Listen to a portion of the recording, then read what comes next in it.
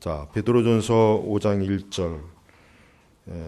내가 너희 중 장로들에게 고난이. 자, 여기서 말하는 장로라고 하는 그 직분은 장로교에서 말하는 장로를 얘기하는 것이 아니라 뭡니까? 교회 내에 하나님이 세우신 목양자, 목회자를 지칭하는 것입니다. 그래서 우리는 신약성경 디모데서에 보면은, 목회서신에 보면은 거기도 하나님께서 이 장로라고 하는 명칭이 나오는데, 바로 그 장로의 명칭은 말씀을 가르치는 자, 목양자. 그래서 이 장로의 개념은 사실은 유대적인 개념입니다. 그 다음에 또 이제 그리스도에서도 역시 장로의 개념이 나요. 보편적으로 장로라고 하는 그 직책을 맡는 사람은 어떠한 사람이냐면 그 연장자, 가장 첫 번째 좋은 것은 연장자, 가장 나이가 많은 연장자가 일단 장로의 조건이고, 그 다음에 그 장로는 특히 유대적인 개념에서는 어쨌든 신앙을 지도하고 또 하나님의 말씀을 가르치고 신앙을 이끌어주는 그러한 직분, 그러한 일을 하는 사람을 보편적으로 이제 장로라고 이제 이렇게 지칭을 합니다. 보통 유대 후기, 그러니까 보통 신구약 그 중간사 한 400년 기간 동안에 특히 장로의 개념은 발전이 되었습니다. 그래서 그때는 이제 성전이나 이것이 다 파괴되었고 어떤 제사 중심에 모일 수 있는 그런 상황이 못 되어 있어요. 이미 이방 국가에 이제 포로가 되었고, 그렇기 때문에 가장 중요한 게 뭐냐면 하나님의 말씀, 율법, 토라를 가르쳐 줄 수 있는 사람이 있어야 돼요. 그리고 그 유대 사회를 어떻게 됩니까? 흐트러지지 않게 하나님의 백성으로서, 하나님의 그 거룩한 선민으로서 흐트러지지 않게 그것을 통솔하고 지도할 수 있는 그런 사람들이 이제 장로의 그 직분을 가지고 있는 것입니다. 근데 이것이 이제 신약 교회로 넘어와서 지금 사도도 그랬지만은 내가 너희 중 장로들에게 고난이, 나와 함께 장로된 자로서. 그러니까 베드로 자신이 지금 장로예요. 그러니까 베드로 자신이 신약 교회에서 그 교회를 지도하고 목양하는 지도자, 목양자를 자기 스스로도 그렇게 장로로 여겼고, 또 뭡니까? 역시 하나님께로부터 부름받은 그러한 장로들. 바울이 선교하면서 어떻게 했습니까? 각 지역에 장로를 세웠잖아요. 바울이 선교하면서 소아시아 쪽으로 이렇게 선교하면서 각 지역 교회에다가 장로를 불러 세웠어요. 그래가지고 너는 이 교회, 이 주의 양무리를 잘 목양해라, 가르쳐라. 그리스도의 말씀으로 저들을 잘 훈육하고 교리를 가르쳐서 저들이 진리에서 멀어지지 않도록, 흩어지지 않도록 하라 하는 이 사명을 사도 바울이 그 일을 했단 말이에요. 그러니까 지금 베드로도 똑같습니다. 베드로는 자기가 사도라고 하지 않아요. 자기를 사도라고 내세우기, 물론 사도이긴 하지만 베드로는 굉장히 겸손하게 뭐라고 합니까? 나와 함께 장로. 그러니까 베드로 사도도 나 역시 너희와 동일한 하나님께, 예수 그리스도께 부름받은 뭐예요? 목자장 되시는 예수님께로부터 부름받은 목동, 목자다, 이게 목자. 그러니까 베드로 사도는 굉장히 겸손하게 내가 사도이기 때문에 너희는 나의 통치를 받아야 된다, 이런 게 아니라 자기도 역시 동일하게 그리스도의 종이다, 이게 대목자장 되시는 예수님께로부터 하나님의 양무리를 잘 주의 말씀대로 목양하라고 부름받은 같은 주의 종이다, 이렇게 지금 표현하는 겁니다. 그래서 나와 함께 장로된 자로서 그리스도의 고난의 증인이며 또한 나타날 영광에 참여할 자로서 권한다. 자, 지금 베드로 사도는 두 가지 중요한 것을 지금 제시합니다. 뭐냐면 고난의 증인, 그 다음에 또 뭡니까? 나타날 영광에 참여할 자로서. 그러니까 지금 베드로 사도는 장로들에게 중요한 것을 두 가지를 먼저 제시합니다. 첫째는 뭐냐면 고난의 증인이다. 고난의 증인. 자, 우선 베드로 사도는 어떤 사람입니까? 예수님께로부터 부름받아서 3년 동안 예수님과 함께 먹고 마시고 같이 지내고, 심지어 예수님께서 모함을 받아가지고 유대인들에게, 그 유대 지도자들에게, 빌라도에게 끌려갔을 때 베드로는 그 모든 걸 다 지켜본 사람이에요. 그 모든 걸 다 지켜보고 예수님이 어떻게 죽으셨는지 베드로는 그 두 눈으로 똑똑히 본 사람이에요. 바로 그걸 얘기하는 거예요. 이 고난의 증인이다. 누구의 고난이냐면 그리스도의 고난이에요. 그리스도의 고난. 그러니까 베드로 사도는 지금 뭡니까? 자기는 그러니까 너와 나 우리는 고난의 증인이다. 고난의. 즉 예수 그리스도 그분 하나님의 아들 예수님이 고난을 받으신 우리를 위해서 십자가의 고난을 받으신 목격자라는 거예요. 목격자. 그걸 친히 본 거예요. 간접적으로가 아니라 뭡니까? 친히 본 겁니다. 친히. 그다음에 두 번째는 뭡니까? 또한 한편은 고난을 얘기하자면 또 한편은 뭡니까? 나타날 영광에 참여할 자로서. 이 나타날 영광이 뭐겠습니까? 장차 예수님께서 영광스럽게 재림하셔서 이 세상을 통치하시고 하나님의 백성들을 하나님의 나라로 다 모실 그때예요. 그리고 그때 뭡니까? 하나님께서 신실한 주의 종들을 상을 주시고 칭찬하실 그때를 얘기하는 거예요. 그러니까 지금 베드로 사도는 장로의 그 사명이 굉장히 중요하다는 걸 지금 증거하는 것입니다. 뭡니까? 첫째는 예수님이 고난의 증인이긴 우선 그 고난에 뭐예요? 장로들 자기 자신이 참여해야 하는 거예요. 거기에 동참해야 되는 거예요. 단순히 그냥 고난을 나는 봤다. 예수님 고난하신 것을 나는 너희들에게 증거한다. 그 차원이 아닙니다. 예수 그리스도의 고난에 우리 자신이 뭡니까? 거기에 참여하는 거예요. 거기에 내가 포함이 되는 거예요. 그러나 그것으로 끝나지 않고 우리는 장차 예수님께서 영광스럽게 재림하셔서 우리가 이 땅에서 주님이 당하신 고난에 우리 자신도 동참하고 그러나 그것으로 끝나는 것이 아니라 그 고난에 나 역시도 동참함으로 말미암아 장차 주께서 영광스럽게 이 땅에 오실 때 뭡니까?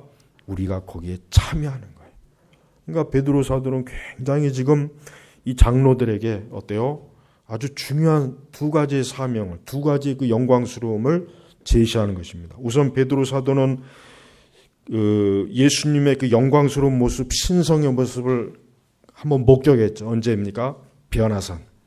변화산에서 예수님의 그 신성한 모습을 베드로 사도는 직접 목격했어요. 그 베드로가 얼마나 많이 놀랬고 그게 영광스러웠는지 우리 그냥 여기 있자. 여기서 우리 초막을 짓고 그냥 여기서 있었으면 좋겠다. 우리 그냥 내려가지 말고. 그때 예수님의 그 놀라운 신성의 모습을 베드로는 직접 목격했단 말이에요. 그러니까 베드로로서는 그 영광스러운 예수님의 그 모습을 목격했고 또 예수님께서 피 흘리시고 채찍에 맞으시고 십자가에 달린 것도 목격했어요. 그러니까 베드로로서는 예수님의 가장 높아지심도 목격했고 가장 낮아지심도 목격합니다. 그게 바로 통칭해서 고난의 증인이다. 이 증인의 사명이 뭐겠습니까? 증인의 사명은 뭡니까? 있는 그대로를 어때요? 증거하는 거예요. 증거. 이 법정에서 증인은 증인의 선서를 해야죠. 만약에 위증을 하게 되면 즉 거짓말로 증거하게 되면 어때요? 벌을 받아요. 처벌을 받는 거예요. 바로 증인은 뭡니까? 거짓 증언을 하면 안 돼요. 있는 그대로 예수님의 그 모든 사역과 십자가의 사역, 구원의 사역을 있는 그대로 증언해야지 그걸 자기가 각색을 하면 안 돼요. 꾸며내면 안 돼요. 아니면 그것을 사람들이 이렇게 얘기하면 또 싫어할 거니까 좀 좋게 얘기할까? 부드럽게 얘기할까? 요건 좀 숨길까? 아니면 요건 과장해 볼까? 이래서는 안 됩니다. 있는 그대로 예수님의 복음의 사역을 어때요? 증거하는 게 증인의 책임입니다. 그러니까 증인이 신실한 증인과 거짓 증인이 있겠죠. 신실한 증인이 신실한. 그러나 거짓 증언이 있어요. 거짓. 복음을 반쪽짜리로 복음을 전한다든가 복음의 문을 넓게 열어놓는다든가 그래서 사람들로 하여금 복음을 바르게 알고 믿도록 하는 것이 아니라 거짓으로 알고 거짓으로 믿도록 하는 거예요. 이건 거짓 증인들이에요. 거짓. 그러니까 오늘날에도 하나님의 교회에서 신실한 증인들이 있어야 돼요. 신실한 하나님의 말씀을 있는 그대로 가르치고 증거하는 신실한 증인이 지금 베드로가 말하는 증인이에요. 신실하지 못한 증인은 그 사람은 그리스도께로 부름받은 증인이 못해. 그 사람은 거짓말쟁이, 악한 증인, 거짓 증인. 이런 사람들은 하나님의 교회를 온전하게 목양할 수 없습니다. 책임질 수 없습니다. 주의 양떼들에게 바른 증인을 해줘야 그 양떼들이 그 바른 증거를 믿고 어때요? 예수님을 믿는 거예요. 그러나 거짓 증언을 가르쳐서 그것을 믿으면 어떻게 되겠습니까? 그 거짓 증언 때문에 그 사람들은 멸망하는 것입니다. 그래서 이 증인의 삶은 굉장히 중요한 거예요. 그러니까 증인은 자기가 증거하는 것 때문에 죽을 수도 있고 그 증거하는 것 때문에 욕을 당할 수 있고 그 증거하는 것 때문에 엄청난 고난, 환난, 고통을 당할 수가 있어요. 그러나 그걸 어떻게 됩니까? 감수해야 돼요. 그걸 기꺼이 감수하지 않으면 증인이 될 수가 없는 거예요. 그 증인은 굉장히 중요한 것입니다. 이 증인이 어떻게 전하는 자에 따라서, 이 증인이 어떻게 하느냐에 따라서 많은 영혼들이 어때요? 살기도 하고 죽기도 하고 망하기도 하고 생명을 얻기도 하는 거예요. 그러니까 우리 주변의 이단들은 어떤 증인입니까? 거짓 증인이에요. 거짓 증인. 우리 주변에 이단이 많잖아요. 이 동네에도 저 하나님의 교회, 이 하나님의 어머니라고 불러야 된다고. 그 거짓 증인들이에요. 말도 안 되는 거짓 역사를 지들이 막 꾸며내갖고 사람들로 하여금 하나님을 어머니로 믿어야 된다. 이게 거짓 증이에요. 신천지도 마찬가지입니다. 그 자는 이긴 자가 아니에요. 그 자는 메시아가 아닙니다. 그 사람은 거짓말하는 사람이에요. 그뿐이겠습니까? 그 외에도 많은 이단자들이 있죠. 그 이단자들의 공통점이 뭡니까? 거짓 증인이다. 증거는 하기는 하지만 그들은 진리에 합당하지 않은 진리와 어긋나는 증인을 하기 때문에 거짓 증인이에요. 그러니까 여러분, 우리는 그 사람이 진짜 바른 증거를 하는지 거짓 증거를 하는지 어때요? 분별을 할 수 있어야 돼요. 그걸 분별을 못하면은 엄청난 해악이 다가오는 거예요. 그럼 분별력이 없으면 안 돼요. 하지만 안타깝지만 그 바른 증인과 거짓 증인을 분별을 못해요. 지금 신자들이 제일 큰 문제, 그러니까 교회를 다니는 분들이 제일 큰 문제는 뭐냐면 바르게 증거하는 것과 바르지 못하게 증거하는 걸 구분을 못하는 거예요. 그 증거가 정말 성경의 가르침인지 아닌지를 어때요? 그들 스스로가 분별할 수 있는 뭐예요? 사전에 하나님을 아는 지식이 없잖아요. 그러니까 그냥 하나님의 이름 갖다 붙이고 예수님의 이름 갖다 붙이면은 그냥 무조건 아멘하고 그냥 좋아하고 은혜 받았다고 여기고, 이 거짓 증인의 문제는 보통 심각하게 안 해요. 그래서 우리 신자들은요, 올바른 증거와 거짓 증거를 분별할 수 있는 하나님을 아는 지식이 있어야 돼요.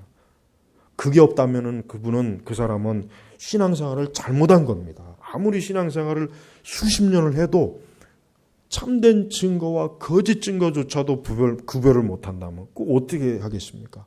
자기 영혼도 보장이 안 되는 거예요. 내가 진짜 정말 내가 기독교 신앙이 있는 건지, 내가 알고 있는 기독교 신앙이 진짜 성경에서 말하는 그 신앙인지 아닌지를 모르는데 그걸 어떻게 안전하다고 할 수 있겠어요? 이걸 가르쳐야 돼요. 이걸. 제가 이 카페사에 가는 주 목적이 그겁니다. 옳고 그런 걸 분별을 너무 못하니까 그거를 분별하라고 글을 쓰는 거예요. 처음에 애초에 의도가 자체가. 그러니까 그런 걸 알고 있어야 내가 뭐 신앙생활 뭘 어디 가서 하든지 간에 내가 지금 올바른 걸 듣고 있구나. 내가 지금 이거 잘못된 걸 듣고 있구나. 그랬구나. 안 다음에 이제 자기가 알아서 그걸 판단해야 되는데 그것 판단조차도 못하고 있으면 그 뒤에는 어떻게 되겠습니까? 자기 영혼에 이게 해가 되는 건지 정말 자기 영혼에 득이 되는 건지 그걸 모른다면 여러분, 그보다 더 큰 문제는 뭐냐면은 목회자 자신이 자기가 증거하는 게 옳은지 그른지를 모르는 거. 이건 더 큰 문제예요. 그 목회자는 자기가 옳다고 아주 확신을 가지고 증가하겠죠. 당연히 그러겠죠. 그런데 엄밀히 하나님의 교리와 진리 딱 재보면은 아니에요. 아닌 거예요. 근데 문제는 그 스스로 그 자신이 모르는 거예요. 그 자신이 모르는 것을, 그것을 확신 있는 진리로 믿고 있으니까 그건 더 큰 문제가 되는 거예요. 그래서 여러분, 우리는 하나님의 진리의 말씀을 잘 알아야 돼요. 내가 잘 알아야 돼요. 내 스스로가 그 말씀을 잘 분별할 수 있는 정도가 돼야 돼요. 그래야 내가 안심할 수 있는 거예요. 그렇지 않으면 안심이 안 돼요. 이게 거짓말인지 사기를 치는 건지. 그러니까 제가 예전에도 한번 예화를 올렸죠. 이게 의사들, 특히 의사들을 보면은 이제 같은 질병을 놓고도 어떤 사람이 이렇다 얘기하고 어떤 사람은 저렇다 얘기한단 말이에요. 같은 질병을 놓고도 달라요. 그럴 때 답답한 게 뭐냐면 내가 이런 것들을 분별할 수 있는 어떤 기본적인 의학 지식이 있다면은 이 의사가 어떤 의사가 바른 진단을 하는지를 알 텐데 아예 모르니까 이 의사 말을 들으면 이 사람 얘기 맞는 것 같고 이쪽 의사를 말을 들으면 이쪽 의사가 맞는 것 같고 분간할 수 있는 기본적인 게 없으니까 당연히 없지 뭐 의학 공부를 해봤어요. 그런데 그게 신앙에도 똑같이 들어온다니까요. 신앙에도 고스란히 들어오는 거예요. 고스란히. 그러니까 성도분들이 성자들이 그냥 가르쳐 주는 대로 알려주는 대로 이것이 맞겠지 그렇게 믿죠. 그렇게 믿지. 그렇게 믿어야 한다고 주입을 받았고 세뇌를 받았으니까. 그런데 그러면 안 돼요. 그러면 안 돼요. 베레아 교인들이 어떻게 했습니까? 사도가 말을 설교하고 가르치는데도 불구하고 이것이 옳은지 그런지를 성경을 가지고 그들이 어때요? 분별했다 그랬어요. 바로 그러한 신앙이 지금 교회는 전혀 없잖아요. 전혀 없단 말이에요. 이게 지금 교회가 얼마나 이게 큰 위험인지를 알아야 된단 말이에요. 그러니까 목회자들은 자기의 성도들이 옳고 그런 것을 분별할 수 있는 지식을 가르쳐줘야 돼요. 가르쳐야 된단 말이에요. 그렇게 해야 그 신자들이 어디 가서 뭘 듣고 어디 가서 뭘 배운다고 해도 이것은 잘못된 거야. 이것은 옳은 거야. 이것은 성경적인구나. 알죠. 전혀 그걸 모르면은 이 사람 말을 들어도 은혜가 되고 저 사람 말도 은혜가 되고 다 은혜가 돼. 다. 은혜가 안 되는 게 없어. 오히려 내가 볼 때는 거짓 증언을 하면 할수록 은혜를 더 많이 받는 것 같아. 더 많이 받는 것 같아. 응? 참 문제란 말이야. 그러니까 흔히 얘기해서 좀 이름난 목회자, 설교자들의 설교를 딱 들어보면은 저거는 저게 아닌데, 저거는 잘못된 건데 왜 저렇게 설교할까, 왜 저렇게 가르칠까 하는 게 많아요. 그게 참 문제란 말이야. 그걸 누가 판단하겠어요? 다 그러면 그런 줄 알지. 안 그러겠어요? 지금 이게 바로 우리 교회 문제예요. 우리 신자들이 자기 영혼을 방치하는 거예요. 방치. 여러분 요즘 어떤 가수가 의료사고 때문에 죽었잖아요. 지금 우리나라도 의료사고가 상당히 많대요. 의료사고라는 게 뭡니까? 병원 측에서 잘못한 거예요. 의사가 잘못한 거예요. 근데 그 의료사고를 가장 어려운 분쟁이에요. 이기기 힘든 분쟁이에요. 굉장히 어렵대요.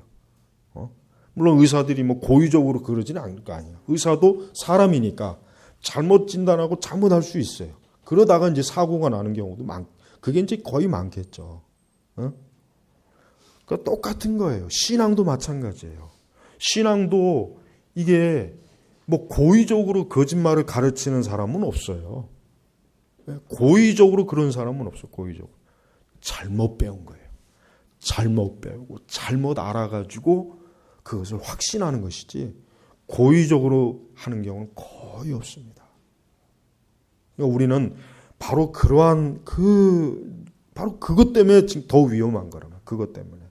그러니까 우리 성도분들이 항상 바른 말씀의 교리를 기본적인 걸 자꾸 배우고 그렇게 할 때 내 신앙은 내가 지킬 수가 있는 거예요. 누가 뭐래도 내 신앙을 내가 바르게 지킬 수 있는 거예요. 근데 그렇지 못하면은 그 신앙은 그때그때 달라져요. 여기 이쪽에서 가 있으면 이쪽에 맞는 것 같은가 여기에 맞추고, 저쪽에 있으면 저쪽에 맞는 것 같은가 저기에 맞추고. 편하죠. 편하긴 편한데 안전은 보장을 못하는 겁니다. 안전은 보장을 못해요. 그러니까 바로 증인은 참된 증인이어야 돼요. 참된 증인. 사실 거짓 증인의 문제는 너무 심각해서 이거는 정말 어디서부터 어떻게 다뤄야 될지 모를 만큼 지금은 너무 심각해요.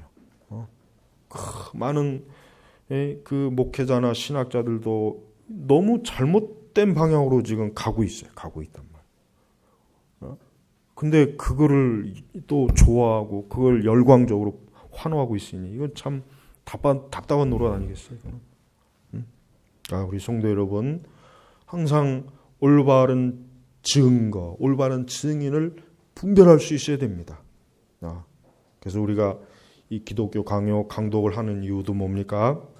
그 기독교 강요는 성경의 가장 기본적인 내용, 하나님의 진리의 가장 기본적인 내용을 성도들에게 가르쳐 주기 위해서 쓴 거예요. 그러니까 적어도 그 정도의 내용만 알고 있으면은 앞으로 평생토록 신앙생활하는데 어려움이 없고, 분별이 어려움이 없고, 거짓 이단의 가르침에 어려움이 없고, 성경을 읽을 때 이해 못할 것이 거의 없는 가장 기본적인 거, 그러니까 가장 중요한 것들을 담아놓은 게 사실 기독교 강요라고 하는 거예요. 이제 그런 책들은 지금 안 읽어요. 그런 책들은 안 읽고 또 잘 사지도 않겠지만은 또 사서도 안 읽잖아요. 사서 안 읽는 게 되게 많죠. 그냥 꽂아놓기만 하지 읽지는 않고. 그래서 우리가 이 기독교는 이 바른 지식에 대한 증거가 잘못되면은 기독교는 무너집니다. 그래서 이게 정말 중대한 문제입니다. 이거는 영혼의 문제예요. 여러분, 몸의 문제가 아니라요. 몸이야 몸도 물론 중요하죠. 근데 하물며 영혼은 얼마나 더 중요하겠어요? 안 그래요? 얼마나 더 중요하냐고. 어떤 책을 보든 어디서 어떤 설교를 듣든 글을 보든 딱 보면 이거는 바른 거구나, 그런 것이구나, 옳은 것이구나, 이거는 지금 어떠한 영향을 받아서 이런 소리를 하는구나, 이런 내용의 글을 적는구나. 그게 머릿속으로 다 들어와야죠. 출처까지 다 알아야죠. 적어도 그 정도만 된다면은 속을 일이 없어요. 속을 일이 없어요. 이단이 발생할 일이 없어요. 그러니까 그만큼 이 거짓 증인들이 지금 교회 안에 많이, 그리고 이제는 이 거짓 증인들이 주인 행세를 해요. 이제는 이 문제는 이 거짓 증인들이 이제는 주인 행세를 하도 많으니까 그들이 주인이에요. 바른 증거를 하면 이제 그 사람들이 오히려 거짓 증인으로 이 모함을 받고 오히려 배척을 받는다니까. 지금 세상은 거꾸로 됐어요. 거꾸로. 지금 거꾸로 된 거예요. 세상이. 이게 얼마나 심각한 문제겠어요. 하여튼 이 거짓 증인은 하나님의 저주를 단단히 받습니다. 자, 그리고 또한 나타날 영광에 참여할 자로서 성도 여러분, 우리 모든 신자들이 가지고 있을 소망은 뭐겠습니까? 앞으로 예수 그리스도의 영광에 참여한다. 나는 그 영광스러운 주의 재림, 그 영광스러운 빛나는 하나님의 나라 천국의 영광에 나는 참여할 것이다 라는 이 엄청난 소망. 그러니까 베드로가 이렇게 고난을 많이 겪었고 고난을 받지만 무엇에 의해서 힘을 얻습니까? 앞으로 나타날 영광스러운 주의 영광의 재림, 이것에 지금 기운을, 힘을 얻는 거예요. 이것 때문에 모든 걸 이겨내는 거예요. 그러니까 우리 신자들은 날마다 마음속에 어떻게 해요? 장차 주께서 오실 때 나타날 영광에 참여할 자로다. 나타날 영광에. 바울이 뭐라 그랬습니까? 우리가 지금 속 고난을 당해도 앞으로 나타날 영광에 비하면 아무것도 아니라 그랬죠. 앞으로 나타날 좋게 그 영광과 비교할 수가 없는 거예요.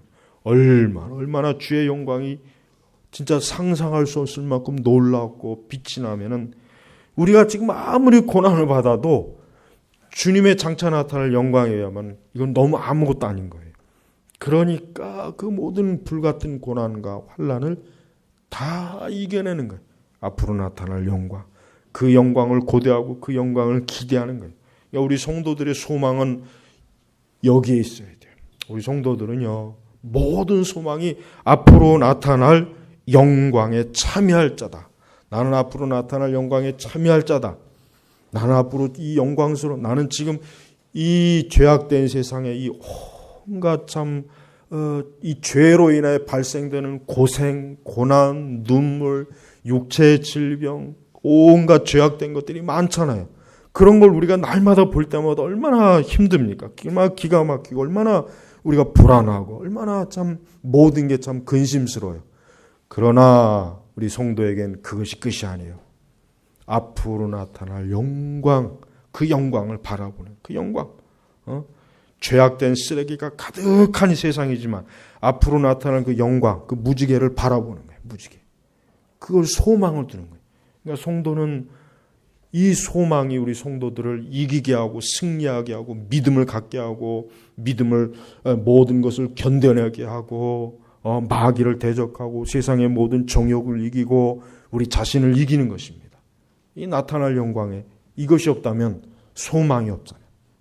그리스도의 부활의 영광, 재림의 영광, 우리가 장차 천국에 들어가는 영광, 이것이 없다면 우리는 참 불행한 거예요. 가장 불쌍한 거고 가장 어리석은 거예요. 가장 정말 비참한 거예요. 비참한 거. 근데 하나님께서는 우리를 그렇게 놔두지 않고 이 앞으로의 그 놀라운 영광에 참여할 기회를 우리에게 딱 지금 마련해 주는 것입니다. 우리 성도 여러분, 여러분들도 고난의 증인으로서 또 앞으로 나타날 영광에 참여할 자로서요.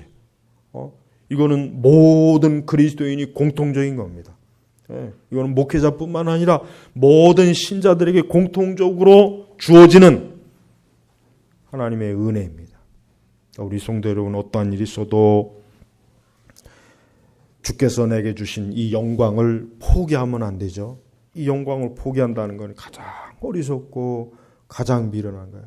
큰 보물을 놓치는 거랍니다. 큰 보물을. 아까 창세기 우리 성경 공부 때잖아요. 에서 같은 사람. 이 장차 나타날 영광을 놓치는 사람이에요. 뭐로 바꿨습니까? 그냥 빵하고 죽한 그거로 바꾼 거예요. 가장 큰 것을 가장 보잘것없는 것하고 교환을 했어요. 교환. 그러니까 에서는 성경에서 보면 가장 어리석은 사람 중에 대표적인 사람이 에서가 아닐까 생각이 들어요. 우리 성도 여러분들은 앞으로 장차 나타날 영광하고 절대 바꿔서는 안 돼요. 그래서 여러분, 우리 기독교 역사 속에서 그 많은 순교자들이 있었죠. 그분들이 왜 순교를 하겠습니까? 앞으로 나타날 영광에 참여할 것이기 때문에 자기의 목숨을 기꺼이 내놔도 아깝지 않는 거예요. 그러니까 그들에게 그러한 믿음이 있었기 때문에 모든 고난과 모든 것들을 다 이겨낸 것입니다. 우리 성도 여러분들도 여기 이 말씀처럼 나타날 영광에 참여할 자, 나타날 영광에 참여할 자, 이 영광에 참여하지 못하는 자는 어떻게 되겠습니까? 영원한 하나님의 저주와 진노에 참여하는 거예요. 돌이킬 수 없는 거예요. 돌이킬 수 없는 무서운 영원한 저주와 진노에 빠져서 영영 그 멸망의 그 자리에서 벗어나지 못하는 것입니다. 얼마나 큰 고통이겠어요. 이 세상이 아무리 긴다고 해도 영원한 고통에 비하면 한순간이잖아요. 한순간. 근데 그 한순간을 위해서 영원한 것을 포기한다면 얼마나 어리석은 것입니까? 그렇지 않겠습니까? 절대 영원한 영광하고 그 어떤 것과도 맞바꿔서는 안 돼. 포기해서는 안 돼. 이 그리스도의 영광에 참여하는 모든 우리 성도들이 되길 주의 이름으로 축복합니다. 기도하겠습니다. 하나님 아버지, 감사합니다. 우리가 지금 이렇게 육신의 장막에 갇혀서 우리는 많은 제약을 받고 있고 우리 자신도 여전히 이 죄의 잔재가 남아서 우리 자신의 죄로 인하여도 우리 스스로도 심령이 고통받고 있고 참으로 보이는 이 세상에 죄악된 여러 많은 사슬과 구조에 의해서도 제약의 고통을 받습니다. 그러나 장차 주께서 나타나실 그 영광의 그때, 그 시간, 그때, 그 날을 저희가 사모하고 바라봅니다. 그때는 이 모든 육신의 장막의 더러움과 죄악과 이 세상의 모든 죄악된 것들을 떨쳐버리고 영원히 영광스러운 주의 나라에서 영생을 누릴 것을 믿습니다. 오늘 이 자리에 있는 모든 우리 선민교회 교우분들이 다 장차 나타나 그 영광에 참여할 자로 주께서 이 시간도 세워주시고 그때까지 인도해 주시기를 간절히 기도합니다. 감사하며 우리 주 예수 그리스도의 이름으로 기도 올렸습니다. 아멘.